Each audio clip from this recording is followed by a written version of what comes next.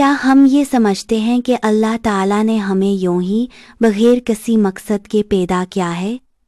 ہرگز نہیں۔ کیا درا سوچا تم نے کہ کیا اللہ تعالیٰ نے اس پوری عظیم کائنات کو فضول میں بنا دیا؟ نہیں میرے عزیزو، ہر چیز ایک حکمت، ایک مقصد کے ساتھ تخلیق کی گئی ہے۔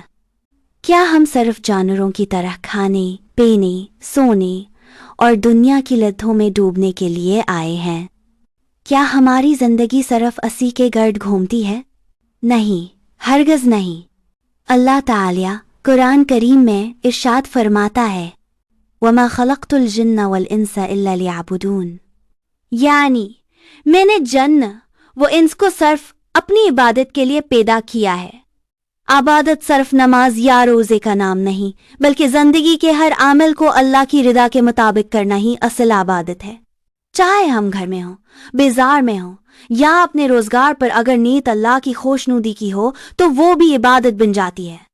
یاد رکھو، دنیا ایک وقتی امتحان ہے، اصل زندگی آخرت کی ہے۔